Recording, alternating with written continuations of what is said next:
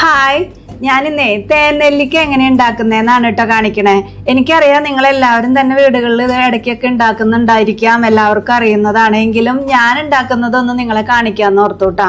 അപ്പോൾ ഞാൻ ഇതിനായിട്ട് ആദ്യം തന്നെ 500 ഗ്രാം നെല്ലിക്കയാണ് എടുക്കണേ. അത് നന്നായി കഴുകി വൃത്തിയാക്കിയതിന് ശേഷം അതിലെ വെള്ളമൊക്കെ ഒന്ന് തുടച്ച് കളയുന്നുണ്ട്. അതിനുശേഷം അത് ആവിയിൽ ഒരു 10 മിനിറ്റ് ഒന്ന് വേവിച്ചെടുക്കുന്നുണ്ട് കേട്ടോ.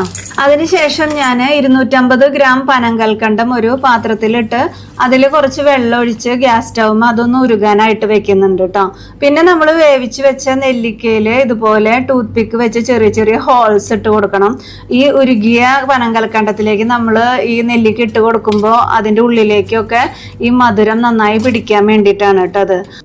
അതിനുശേഷം ഞാൻ ഈ നെല്ലിക്ക മുഴുവൻ ഈ പനങ്കൽക്കണ്ടത്തിന്റെ ലായനിയിലേക്ക് ഇട്ട് കൊടുക്കുന്നുണ്ട് കേട്ടോ. എന്നിട്ട് അത് അടച്ചു വെച്ച് ഒരു 10 മിനിറ്റ് വേവിക്കണം. ഒരു 10 മിനിറ്റ് കഴിയുമ്പോൾ നമ്മളത് തുറന്ന് നന്നായി ഒന്ന് ഇളക്കി കൊടുക്കണം. പിന്നീട് ഒരു 10 മിനിറ്റും കൂടെ അടച്ചു വെച്ചോ തുറന്നോ നമുക്ക് ഒന്നും കൂടെ വേവിച്ചെടുക്കണം. അതായത് ഈ ലായനി നമുക്കൊരു നൂൽ പരുവത്തിൽ ആവുന്ന ഒരു കൺസിസ്റ്റൻസിയിൽ കിട്ടണം. അതുവരെ നമ്മൾ ഇതൊന്ന് ഗ്യാസ് സ്റ്റൗമേ ചെറിയ തീയിൽ ഓണാക്കി ഇടണം കേട്ടോ.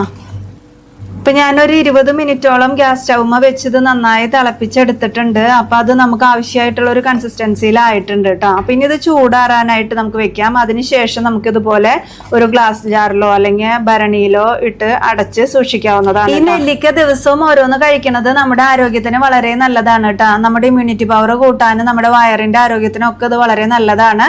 ഷുഗർ ഉള്ളവർ ഇത് അധികം കഴിക്കണ്ട കേട്ടോ. അപ്പം എല്ലാവരും ഉണ്ടാക്കി നോക്കിയിട്ട് അഭിപ്രായം കമന്റ് ബോക്സിൽ അറിയിക്കാൻ മറക്കരുത്. അപ്പം ഇന്നത്തെ വീഡിയോ ഇത്രയേ ഉള്ളൂ. Thanks for watching.